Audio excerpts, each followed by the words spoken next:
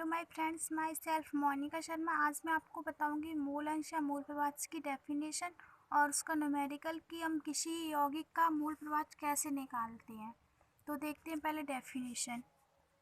क्या मूल अंश या मूल प्रवाच? किसी बिलियन जैसा कि मैं आपको बता चुकी हूँ कि दो या दो से अधिक अवयवों का मिश्रण बिलियन कहलाता है। तो क्या हो जाएगा, किसी बिलियन में उपस्थित किसी अवयव के मूलों की संख्या और बिलियन में उपस्थित कुल मूलों की संख्या के अनुपात को मूलांश या मूल प्रभाज कहते हैं। इसे एक्स से प्रदर्शित करते हैं। तो इसका फॉर्मूला क्या हो जाएगा? फॉर्मूला किसी एक अवयव के मूलों की संख्या अपॉन सभी अवयव के मूलों की संख्या, यानी जिस यौगिक का हम निकालेंगे उसके मूल और टोटल मूल की बिलियन में कितने मूल, टोटल कितने मूल हैं, दोनों का अनुपात क्या कहलाएगा? मूल प्रभाज। तब इसका न्यूमेरिकल देखते हैं। तो देखते कि न्यूमेरिकल क्या दिया गया है। जल में यूरिया का 1 बिलियन भारानुसार 6% है, तो बिलियन में यूरिया तथा जल के मूल प्रभाज बताइए। अब इसे सॉल्व करते हैं, यानी हमें ये पता चलेगा कि बिलियन किस किस का है। यूरिया प्लस जल। तो पहले मानेंगे, माना बिलियन का संपूर्ण भार,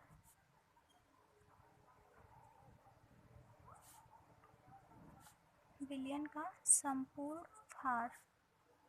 तो संपूर्ण भार कितना है इसका? 100 ग्राम मानेंगे।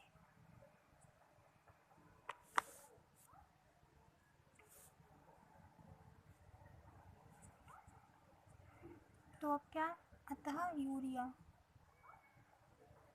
यूरिया का कितना दिया गया है इसमें? 6%। तो हम 6% यानी कि संपूर्ण भार का 6% निकालेंगे तो कितना हो जाएगा? 100 इंटू 6/100। 100 से 100 कैंसिल, यानी 6 ग्राम। तो हम जल का निकाल सकते, भार कितना होगा? अतः जल का भार, यानी बिलियन है यूरिया प्लस जल का, यूरिया 6% है तो जल कितना बचेगा? 100 में से 6 माइनस कर देंगे तो कितना आएगा? 94 ग्राम। हम निकालते हैं यूरिया के मोल, क्योंकि फॉर्मूला क्या है मूल प्रभाज का? किसी एक अवयव के मोल अपॉन कुल सभी अवयव के मोल। तो पहले निकालेंगे यूरिया के मोल। मोल निकालने का फॉर्मूला क्या होता है? ग्राम में भार अपॉन अणुभार। तो ग्राम में भार कितना दिया गया? 6 ग्राम। अणुभार हम निकालेंगे NH2CO। NH2 ये यूरिया का सूत्र होता है। तो नाइट्रोजन का कितना होता है? 14। हाइड्रोजन का 1, लेकिन हाइड्रोजन यहाँ पे कितने हैं? 2। तो कितना हो जाएगा? 1 इंटू 2 प्लस कार्बन का कितना होता है? 12।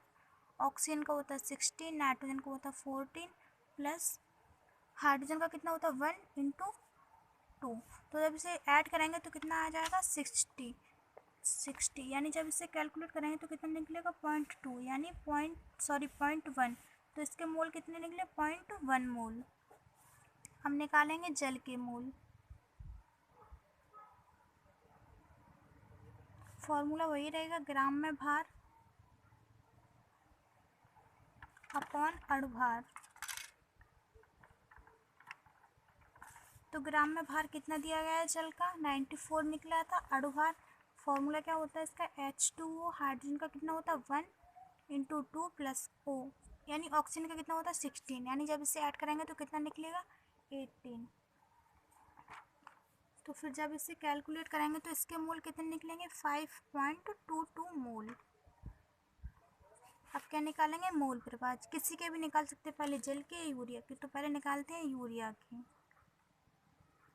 यूरिया के मोल प्रभाज। फॉर्मूला क्या था मोल प्रभाज का? क्या था फॉर्मूला? किसी एक अवयव के मोलों की संख्या, एक अवयव के मोलों की संख्या अपॉन सभी अवयव के मोलों की संख्या, अवयव के मोलों की संख्या। तो यहाँ यूरिया की जगह लिख सकते हैं NH2CO। NH2 के मोल प्रभाज।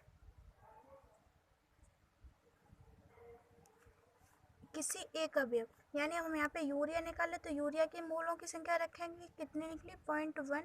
सभी अवयव यानी जल और यूरिया दोनों के ऐड कर देंगे तो 0.1 + 5.22।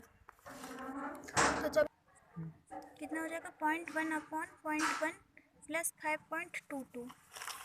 तो अब यहाँ पे क्या होगा NH2CO NH2 के मूल प्रभाज्य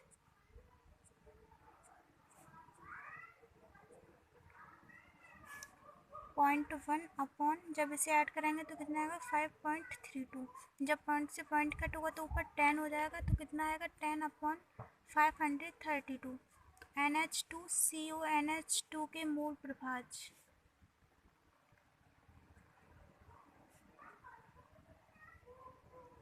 कितने निकलेंगे 0.02। अब निकालेंगे जल के मूल प्रभाज्य।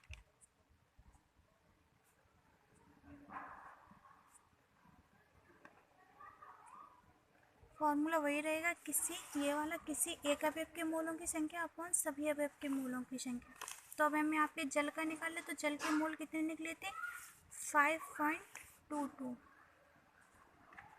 अपॉन टोटल मोल कितने करेंगे 0.1 + 5.22 यानी 5.22 अपॉन 5.32। तो जब इसे कैलकुलेट करेंगे तो कितना आएगा आंसर 0.98 यानी 0.98। ये इसका आंसर होगा। अब इसका मात्रक नहीं होगा क्योंकि फॉर्मूला क्या है, किसी एक अवयव के मोलों की संख्या अपॉन सभी अवयव के मोलों की संख्या, तो मोल से मोल कैंसिल हो जाएगा। ओके।